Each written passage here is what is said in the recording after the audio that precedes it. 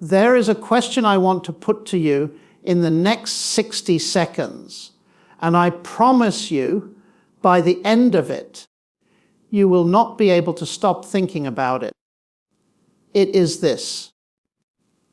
If a machine could write you a letter of comfort when you are grieving, quote you a poem when you are lonely, even tell you it loves you when you are afraid, would you believe it?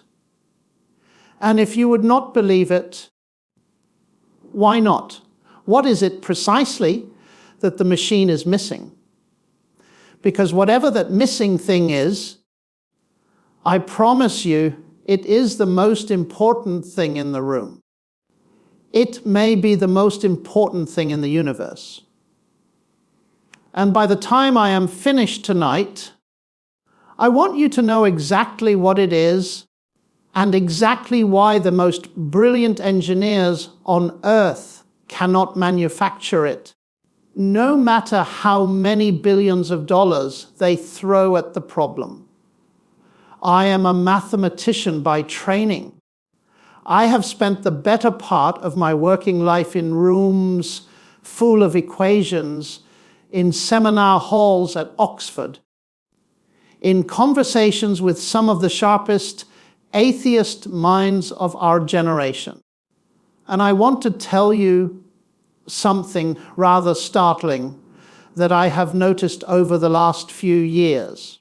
The atheists I debated in the 1990s used to laugh at the mention of resurrection, of eternal life, of a soul that outlasts the body.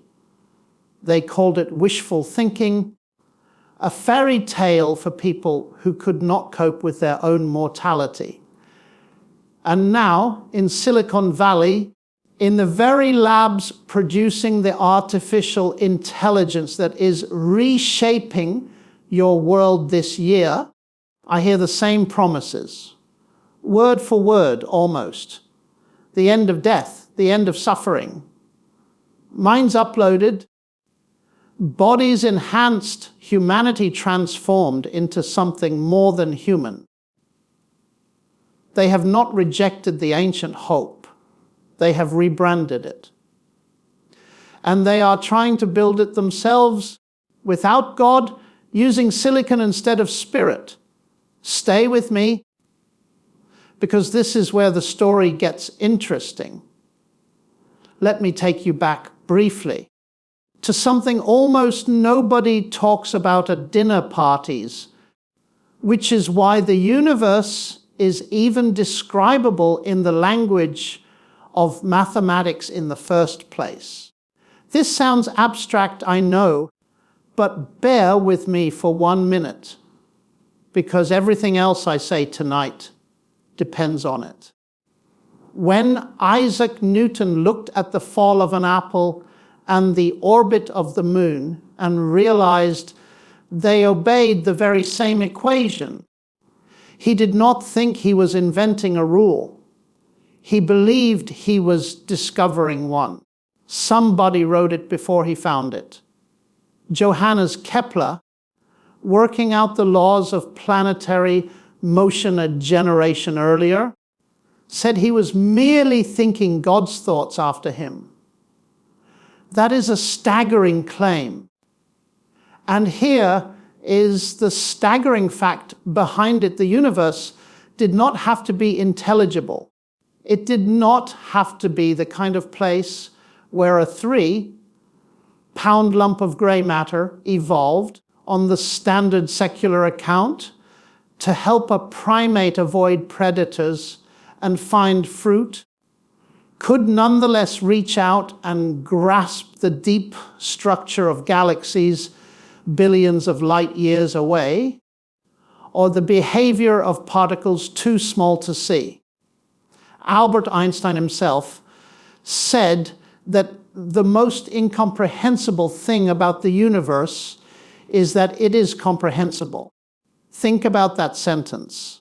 One of the greatest scientific minds in history looked at the very success of science and found it, in his own word, incomprehensible, unless something or someone had made it comprehensible on purpose. So here is my first claim, and I want you to hold on to it, because we are going to need it later. This is what I call a word-based universe. Long before anyone invented a computer, the opening lines of one ancient text declared, "In the beginning was the Word, and the Word was with God, and the Word was God." Not a vague force, not a cosmic accident. A word, rational, communicative, intelligible. And we have now discovered in the last 70 years that biology itself runs on words. The human genome is not a metaphorical code. It is an actual code, a 4-letter alphabet, arranged in sequences that carry instructions the way a sentence carries meaning. You are, at the most fundamental level of your biology, a message. Now ask yourself an honest question. Which explanation better predicted that discovery? The ancient claim that the universe began with a word, or the assumption that mind, meaning, and language are late, accidental, cosmic afterthoughts. I raise this because it sets up the central confusion of our age. The confusion I want to dismantle for you tonight, piece by piece, like a man taking apart a watch to show you there is no gear missing. The confusion is this: we have built machines that manipulate words with extraordinary fluency, and we have concluded far too quickly that we have therefore built machines that think. I want to draw you a very sharp line here, because on one side of that line is a tool, however astonishing, and on the other side of that line is a person, and the entire moral and spiritual future of your children depends on which side of that line you believe you are standing. Here is the line, a large language model. And by now most of you have used one, is at bottom. An extraordinarily sophisticated pattern matching engine. It has ingested a staggering portion of everything human beings have ever written, and it calculates with breathtaking statistical precision what word is most likely to come next. It does this without appetite, without fear, without the burning private ache of wondering whether it is loved. It has no interior. There is no one home. Philosophers have a word for the missing ingredient, qualia, the raw, first-person feeling of what it is like to be you, to taste coffee, to grieve a parent, to watch a sunset and feel your chest tighten with something you cannot quite name. No arrangement of transistors has ever been shown to produce that. Information processing, however vast, is not the same thing as consciousness, and conflating the two is not a scientific discovery. It is a philosophical assumption smuggled in through the back door, dressed up in a lab coat. Now, why does this matter so much? Because if you believe, even quietly, even without ever saying it out loud, that you are nothing but an information processing machine yourself, a slightly wetter, slightly slower computer made of meat instead of metal, then there is no principled reason to think that a faster, drier machine could not eventually replace you, improve on you, or even become you. And this is precisely the doorway through which the philosophy of transhumanism walks in. and makes itself at home in your imagination. Let me define that word properly, because it gets thrown around loosely. Transhumanism is the ambition to transcend the biological limits of the human condition, aging, disease, even death itself, through technology, genetic editing, cybernetic enhancement, brain-computer interfaces. Eventually, its more enthusiastic advocates hope the uploading of a mind onto a digital substrate that could run, in principle, forever. Strip away the language of laboratories and venture capital, and what are you left with? An ancient ambition wearing new clothes. The desire to become, by our own effort and our own cleverness, something godlike, immortal, limitless, self-authored. And here is where I want you to feel the full force of what I am about to say, because I think it is one of the most illuminating observations available to us in this entire debate. This ambition is not new. It is the oldest story in the book, quite literally. In the 3rd chapter of Genesis, the serpent's entire pitch to the first man and woman was not disobey God for the fun of it. It was far more precise, far more seductive than that. The promise was, you will be like God, self-deification. Become your own source of life, your own arbiter of good and evil, your own author of your destiny. Every civilization since has told some version of that story. The Tower of Babel, reaching upward by human engineering to storm the heavens, the Greek myth of Prometheus, stealing fire meant for the gods. And now in our century, that same ancient hunger has found its most powerful instrument, yet not stone, not bronze, not even fire, but silicon and code.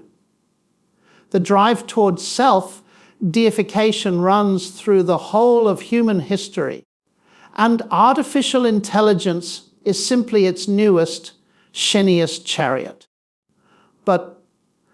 And here is the turn I most want you to notice, the reversal at the very heart of the Christian claim, because it is exactly, precisely, breathtakingly the opposite of what every other story tells you. Transhumanism says humanity reaches up and becomes divine. Christianity says the reverse. It does not say man becomes God. It says God became man. The Word became flesh and dwelt among us.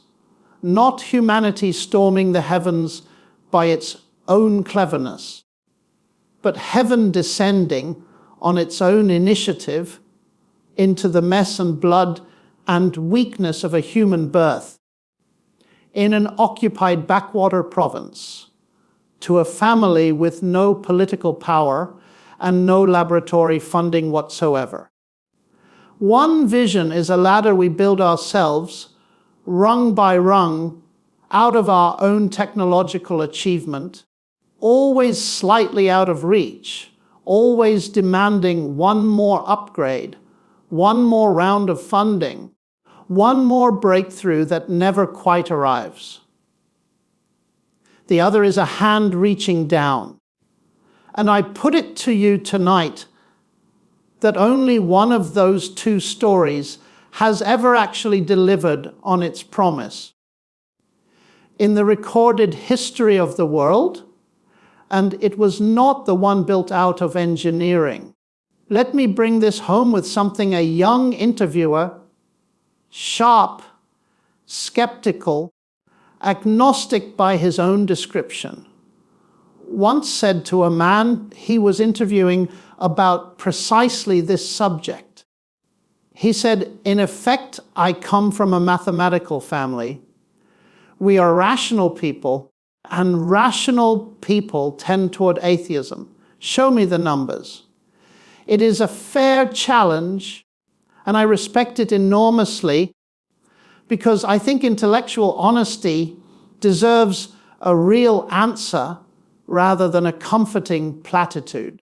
And the answer given was this: it is not atheism that is the neutral default, rational position and faith the emotional outlier. Ask yourself the deeper question: why should you trust your own reasoning at all on any subject? Including this one, if that reasoning is nothing more than electrochemical noise, shaped by blind evolutionary pressure to help a primate survive on the savannah, with no particular interest in producing truth, only in producing survival. C.S. Lewis put this argument as sharply as anyone ever has. If naturalism is true, if mind is only a latent accidental product of processes that had no goal of truth in view, then we have no more reason to trust a single conclusion of that mind, including the conclusion that naturalism is true, than we have reason to trust the froth on a wave to accurately calculate the tides.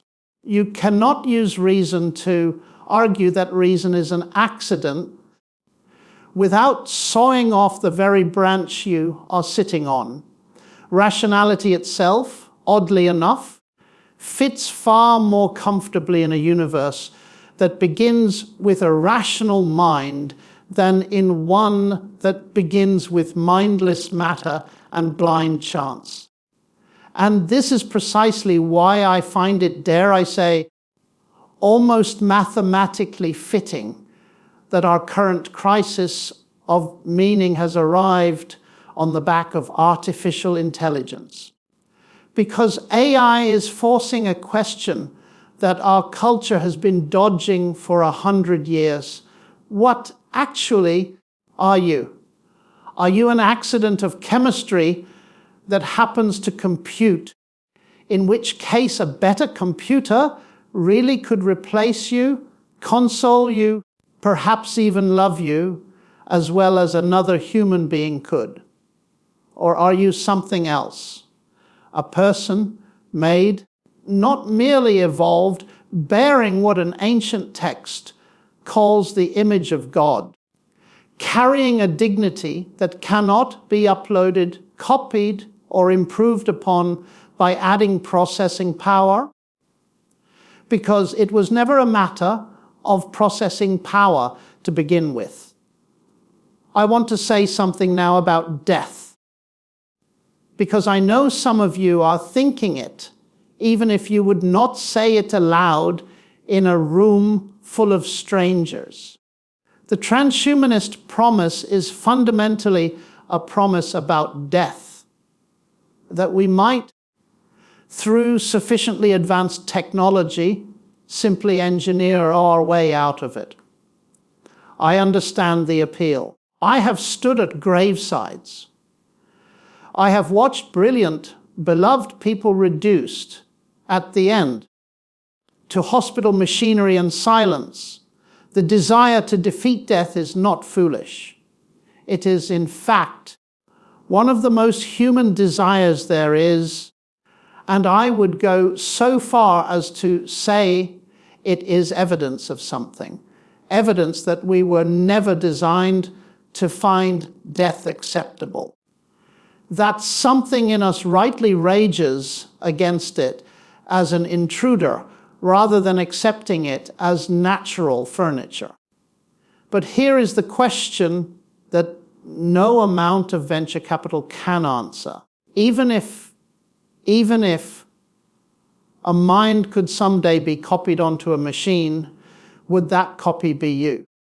Or would it simply be a highly convincing forgery, continuing on, indistinguishable from the outside, while you, the actual conscious person reading these words right now, ceased to exist the moment the procedure was complete. Nobody has ever answered that question satisfactorily, because nobody can, because consciousness, the very thing that makes you you, and not a very good impression of you, has never once been produced by an engineer, only ever pointed at, discussed, modeled, and mimicked. There is only one recorded claim in the entire history of the world of a man who was executed publicly, verifiably by the standard method of Roman crucifixion, and who was afterwards seen, touched, and eaten breakfast with by more than 500 witnesses, many of whom went on to be tortured and killed themselves rather than recant what they had seen. I am not asking you to take that on blind sentiment. I am asking you to treat it the way you would treat any other claim about the ancient world, by the evidence.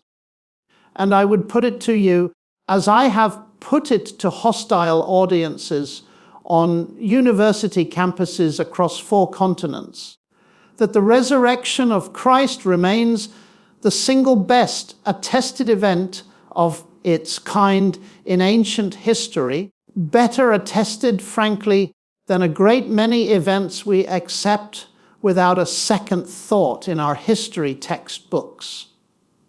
If it is true, it changes everything, because it means death has already been defeated once by someone, and not by a laboratory, not by an algorithm, not by a chip implanted in the brain, but by a Word who was there in the beginning and who chose of his own free will to step into the very death he would later walk out of.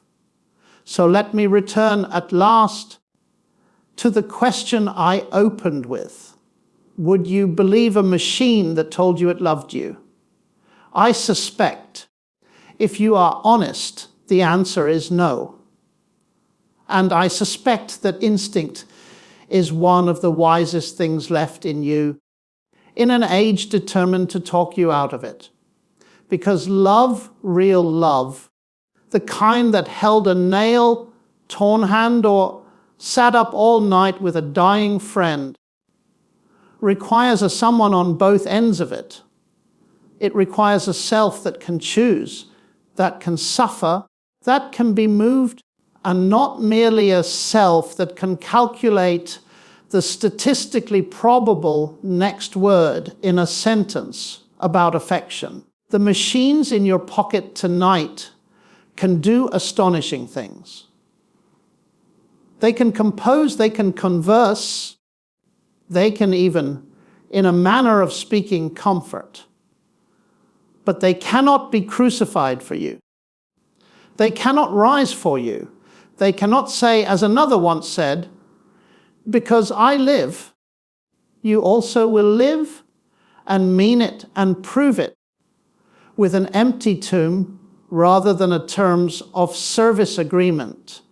You were not built to be replaced.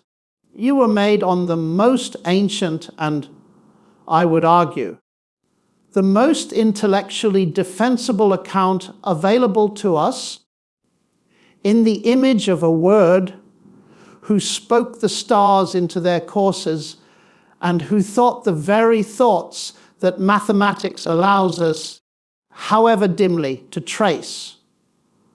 Artificial intelligence can imitate the words. It was never going to be able to imitate the Word. And that, I think, changes the way you might want to walk out of this room tonight. Not afraid of the machines, but far less impressed by their promises and far more certain of your own irreplaceable worth than you were an hour ago,